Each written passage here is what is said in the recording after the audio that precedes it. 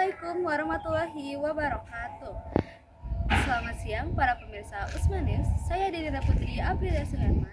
Di sini saya akan menemani kalian dalam berita terbaru seputar energi terbarukan. Kali ini kita akan membahas tentang biogas, salah satu energi ramah lingkungan yang dapat dikembangkan oleh Indonesia. Untuk mengetahui lebih lanjut, kita akan terhubung oleh Kanaka Nismara yang sedang berada di lingkungan sekolah.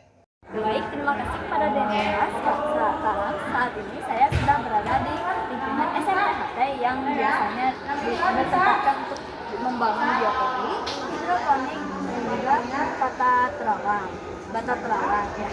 Nah, sebelum itu izinkan saya untuk memperkenalkan diri. Assalamualaikum warahmatullahi wabarakatuh. Perkenalkan, nama saya Kanaka Nismara dari kelas 8 Utsman Binapan, dan di sini saya di sini untuk menjadi reporter dalam mewawancarai Pak Yunus. Iya. Assalamualaikum Pak Yunus. Waalaikumsalam.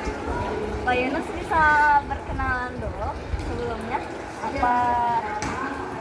Ya, Pak. Kenalan apa dulu nih? Nama doang atau gimana? Boleh nama, boleh peran Bapak dalam kegiatan lingkungan desa saya boleh.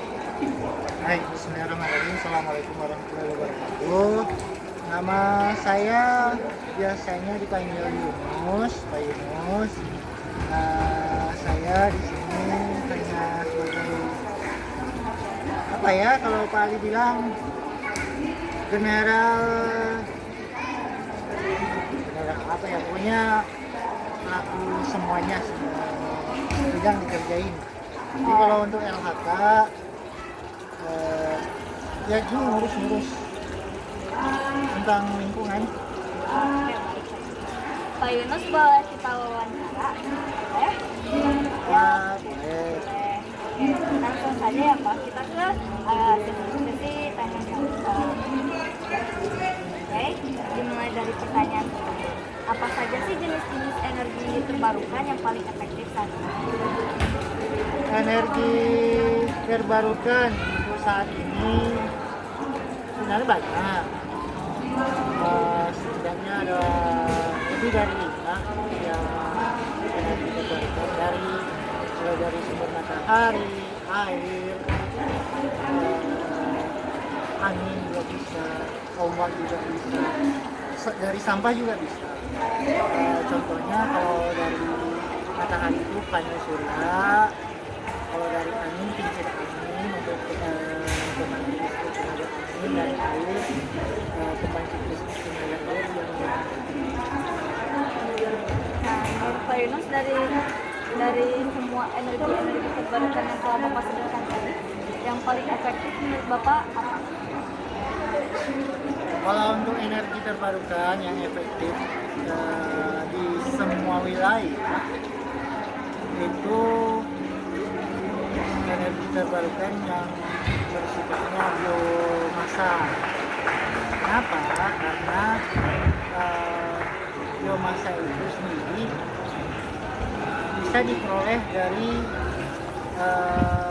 bahan-bahan organik ataupun sisa-sisa dapur ataupun sampah-sampah yang berupa organik. Lanjut ke pertanyaan kedua. Kira-kira di mana wilayah di Indonesia yang paling potensial untuk pengembangan energi biomasa tersebut? Untuk biomasa itu bisa diperoleh, bisa kita sebarkan ya. Kalau sampah organik di perkotaan, karena saat ini di Bandung sendiri itu krisis dengan sampah yang kalau untuk peternakan berupa biogas yang mengubah apa namanya ini, tanda kutip ya, tai hewan itu bisa dijadikan gas. Itu bisa saja dari limbah, itu dari peternakan. Kalau pertanian dari bisa dari yang pesawahan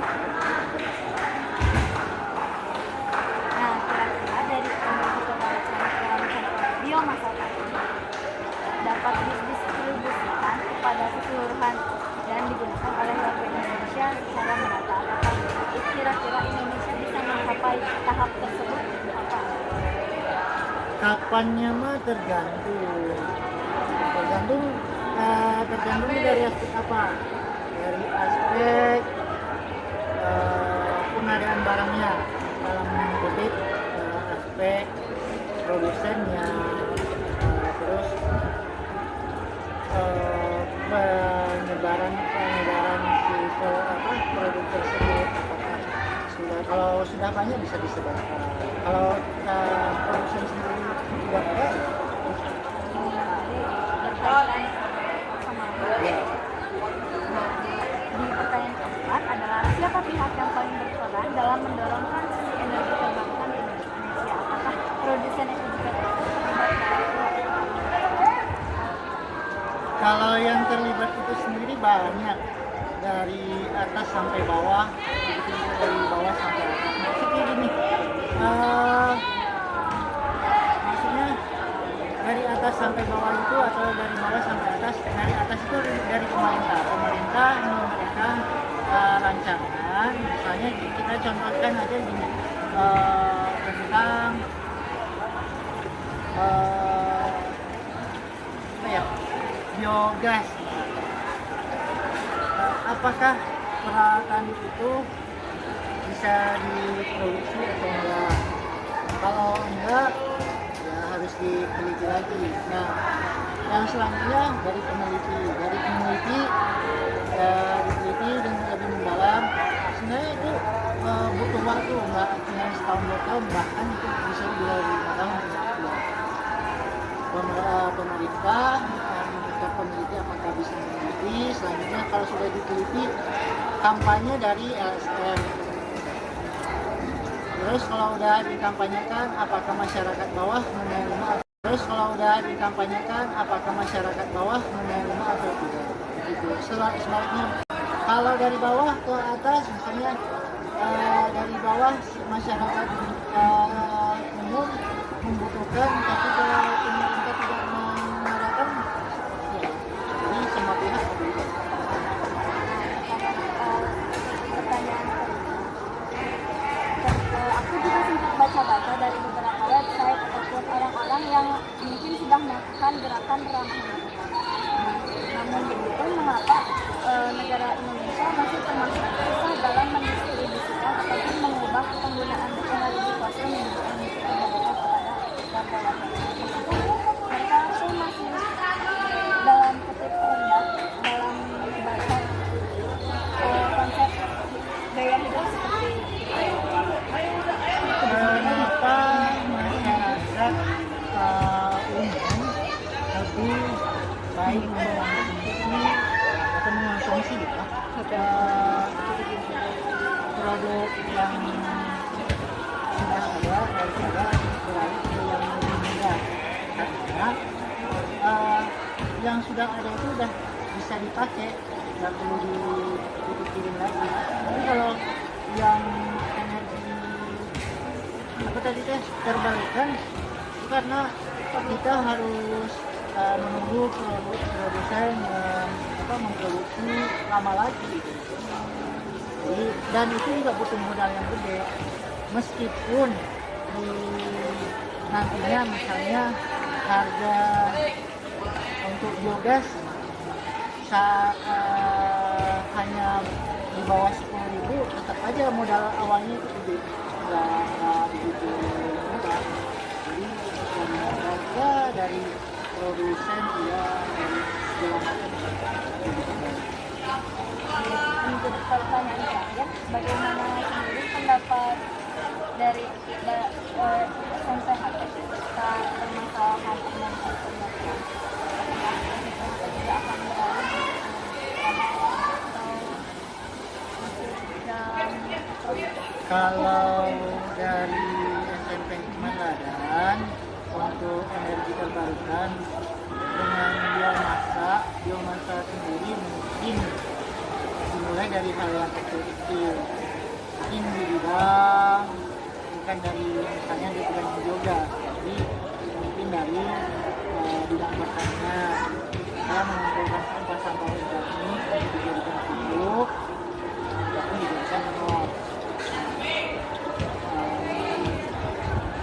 kalau sudah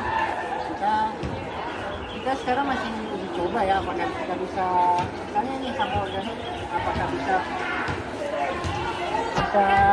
mencapai kesuksesan atau gimana, ini masih uji coba. Ini namanya Kloseda, lodong sisa dapur. Jadi ini akan dijadikan kompos untuk tanaman. Kalau berhasil nanti kita kasih ke tanaman-tanaman. Kalau misalnya berhasil kita perbanyak lagi, bisa saja dijual ke masyarakat sekolah. Terima kasih Pak Yunus sudah menjadi narasumber. Sama-sama. Makasih Nuhun. Assalamualaikum. Ya, waalaikumsalam. Nah teman-teman, itu tadi pendapat Pak Yunus seputar energi terbarukan yang mungkin yang sudah menjadi permasalahan bagi kita terutama di era tahun 2025 ini. Nah, dengan ini saya kembalikan kepada studio. Dengan saya, Kanakaya Nismara, pamit undur diri. Wabillahi taufiq wal hidayah. Wassalamualaikum warahmatullahi wabarakatuh. Terima kasih kepada Kanakaya Nismara atas laporannya. Semoga informasi yang didapat bisa berguna untuk kita di masa yang akan datang nanti. Amin ya rabbal alamin. Demikian informasi terkait kebermanfaatan biogas sebagai energi terbarukan. Semoga inovasi ini bisa terus berkembang untuk mendukung keberlanjutan lingkungan dan kemandirian energi. Saya Denira Putri Aprilia Suherman pamit undur diri. Wabillahi taufiq wal hidayah. Wassalamualaikum warahmatullahi wabarakatuh.